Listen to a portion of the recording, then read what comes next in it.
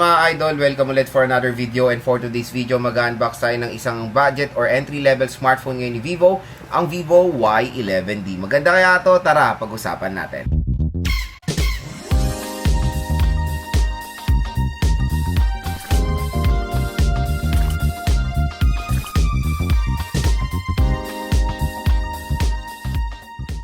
So yun mga idol, for today's video, another unboxing na naman tayo. Pagpasensya nyo na yung background natin dahil sa bakasyon tayo, dahil wala tayo sa studio. So nakikitulong lang tayo ngayon. And syempre mag-vlog tayo, continuous vlog. At this time, ang i-unbox naman natin is a Vivo Y11D. So itong smartphone na to is yung bagong labas na entry-level smartphone ni Vivo. Meron din Vivo Y31D. O isa-isayin natin yan, pero dito muna tayo magpo-focus sa Y11D. So yun nga, when it comes sa affordability, na sa entry-level siya. So entry-level is siya below 10,000 pesos segment. And ang SRP neto mga idol, eto, sobrang taas na talaga ng mga price ng smartphone ngayon. Parang hindi na kayo makakita ng usually tagarang 4 to 5,000 ngayon. 6 na talagang new normal na rin ang smartphone today. Which is, yun naman talaga. Noong 2020, 2019, 2018, ganyan naman yung mga normal price ng smartphone, 6 to 7,000 pesos. So ito, SRP neto, possible price na pwede nyo makuha sa mall, 10,000 pesos for the 4GB 128 and 12,000 pesos for the 4GB 256. Pero magandang balita dito sa ating video. So pag tanap mo yung video na yan, dito, may shopping button dito, tap mo yan, mura nyo lang makuha itong Vivo Y11D. Usually pwede nyo makuha around 6 to 7,000 pesos for the 4GB 4GB 128 and the 4GB 256 around 8 to 9,000 pesos. So ang laki na makukuha yung discount pag bumili kayo sa tamang platforms. So again, yung sinabi kong unang price, yan yung possible na price na pwede siya makuha sa mall. Pag sa online platforms kayo, official store ni Vivo, aba mura nyo lang po siya makukuha. And pag dito kayo galing sa video natin, exclusive lang to sa ating YouTube channel, meron kayo makukuha additional discount voucher na 1 to 2,000 pesos off. Additional discount voucher yan dito sa Vivo Y11D. Napakamura nyo na lang ito makukuha. So, kung nakuha nyo man siya, comment down below kung magkano nyo sagaran nakuha itong Vivo Y11D galing dito sa ating channel. Okay? So again, tap mo yung video, shopping button dito sa gilid ng video na to, mura nyo lang makukuha itong smartphone na to. Ang napili nating color is the color platinum. And this is a 4GB 128GB of internal storage. So tara mga idol, samahan nyo kayo unbox itong Vivo Y11. So ito yung box ni Vivo Y11D. So as you can see, when it comes sa box, na very identical din naman sa box nung mga predecessor niya. So Y11D. So ayan, sa likod naman, meron tayo 6,500 mAh battery capacity with 44W fast charging, a 50 megapixel main camera, and an IP65 water and dust resistant. So meron siyang 4GB of RAM and 128GB of internal storage. And yung color na binili natin is yung color platinum. So pagpasensya nyo na yung background natin mga idol dahil wala tayo sa studio. Nasa ano kasi tayo bakasyon. Kaya ganito lang, putyo-putyo muna yung mga background natin. Wala kasi makita magandang spot eh. Okay? So yan siya, Y11D natin siya. Ayan. So bubungad sa atin yung smartphone. Mamaya na to, tingnan muna natin yung content ng box. We have here a warranty card, quick guide, jelly case. So meron tayong free jelly case dito. So si Marin jelly case, present na present. Meron tayong fast charging, and this is 44 watts fast charging, 11 volt 4 amperes equal to 44 watts. So meron tayong USB type C to USB type A, and si baby SIM eject tool. So yun lang naman mga idol yung content ng box. Very simple lang. So let's proceed dito sa mismong smartphone, the Vivo Y11D. Tingnan natin siya in color platinum. So in 3, 2, 1. Ayan. So yung color platinum niya, parang akalain nyo silver, di ba? Hindi, para siyang cream siya eh. Cream color.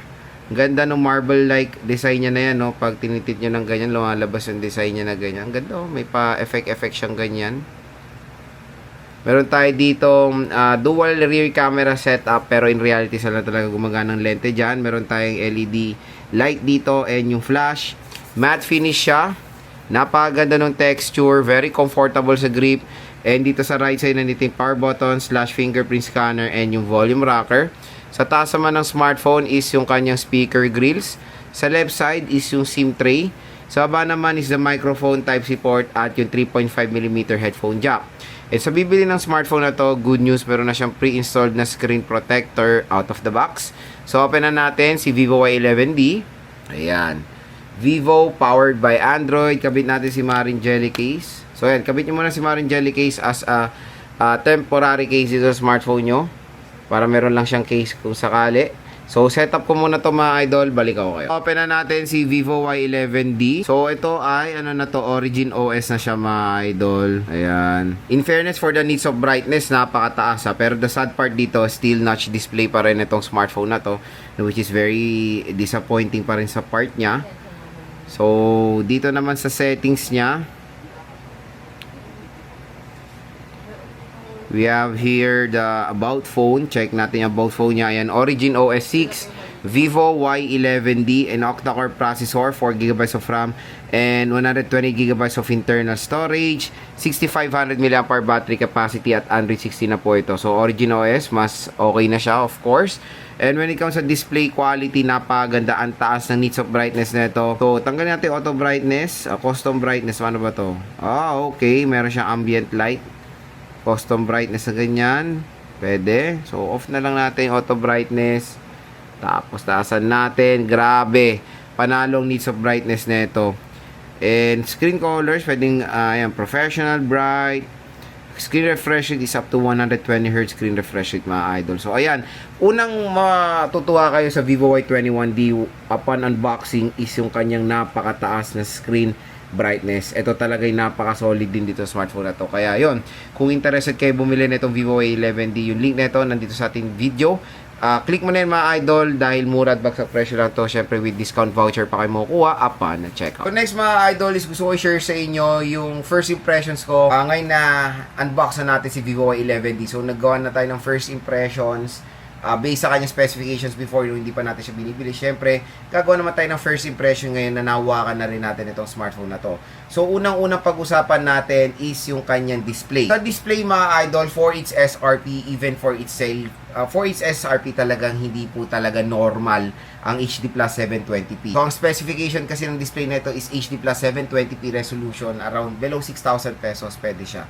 So, sa kanyang presyo ngayon na sale price, 6 to 7,000 pesos. Medyo, alam mo yun, nagiging valid pa rin naman ang HD Plus 720p.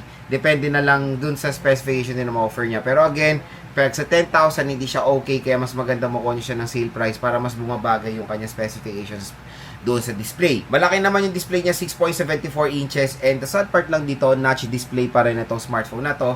Pero the good thing, 120Hz siya at ang taas ng kanyang nits of brightness. So biruin mo ang nits of brightness nito, mas mataas pa sa very popular na Oppo A6X and Oppo A60 na 1100. Ito po 1200 nits of brightness na.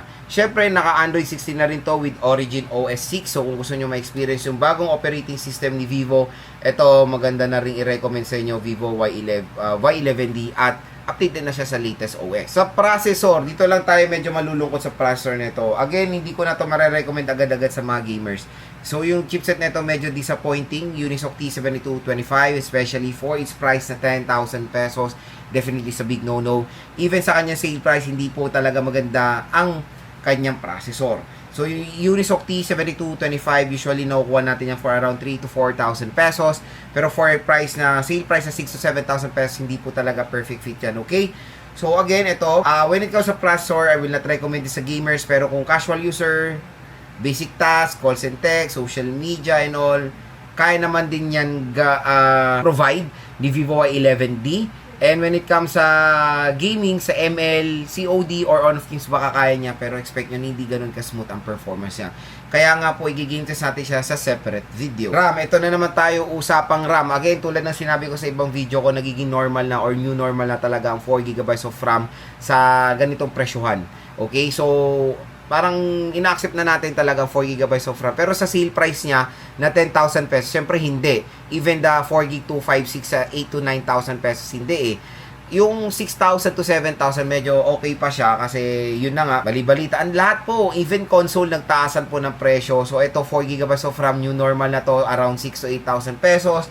Kaya medyo mako-consider pa rin natin siya. Pero Lods, kamusta sa usability ngayon 2026? Okay naman ang 4GB of RAM still. Ayan na rin ang the best minimum na RAM na pwede natin magamit for this kind of price tag. 128 is okay. Mas better kung 256 siya. Pero medyo 2,000 pesos ang kanilang price difference. Pero 128 the best minimum na rin for its price. No worries. Ang maganda dito smartphone na to, sinasabi nila it's dual steer speakers, pero kung mapapansin nyo dito sa physical or sa mga layout niya, isa lang speaker niya nandito sa taas. Tapos siguro isang speaker niya nasa earpiece, medyo pangit yung placement kasi pareho magkatabi. Dapat sana nasa baba para balance yung sound kumbaga. Pero kung nandito, ayun, medyo nakaka-disappoint lang when it comes sa ganong scenario yung speakers netong si Vivo Y11D. Okay? So, yun lang naman mga idol sa speakers. Loudness is great. Bass quality. Try natin siya sa ating speaker test. Okay? So, yan. Hindi siya flex or hindi siya malaking feature pero meron siyang LED notification light dito. So, for example, may text, magcha-charge kayo, iilaw siya na merong kulay. Ayun, all goods naman. At least parang meron kayong notification na kunyari, naka-ganyan, face down yung smartphone yung umilaw, alam nyo meron something na dumating na notification or alam nyo nagcha-charge siya, di ba mga idol? Battery rin ang pinakapaldo dito sa Vivo Y11D dahil 6500 mAh battery capacity po ito. At ang maganda dito, 44 watt fast charging siya. So again, yan na rin talagang ina-accept natin battery ngayon 2026. 6,000 pataas, pero dito usually naman 6,500 ang ino-offer ngayon ng karamihan ng brand. So yung 6,500 makunat yan, matagal din naman siya malobat, tinerahan pa ng 44 watt fast charging rate, and I think yan na rin ang perfect fit na itero talaga for 6,500 mAh, 44 watts, 40 watts, and 33 watts. So sa mga ganyang watts, usually around 1 hour 30 minutes bago mag-full charge itong smartphone na to, which is very convenient. Malaki yung battery, pero mabilis din siya mag-charge. And syempre, sino ba rin hindi mamamangha sa design and aesthetic ng Vivo Y11D. Napaganda ng design niya mga idol. Ayan, no? May mga color pa siyang ganyan. Chenes. Napaganda mga idol. Very sleek. Affordable smartphone pero merong ding ibubuga when it comes sa design and aesthetic. Kaya tulad ng sinasabi ko rin sa mga ibang video, pagdating sa Vivo, mid-range, mapa-flagship, mapa-entry-level, lahat po yan maganda ang kanilang design. At isa na rin to si Vivo Y11D. And in fairness for the protection, mas mataas lang naman konti sa mga ibang brands. IP65 water and dust resistant na po ito. So yun mga ka-J-Vlog, so far ang ating first impressions dito sa Vivo Y11D. Sana nakatulong po iso sa inyo kung nagde-decide kayo bumili na itong smartphone na to. Napakasulit din naman pag nakuha nyo siya ng magandang presyo. SRP is a big no-no, pero kung makuha nyo siya around 6,000, 7,000, medyo acceptable.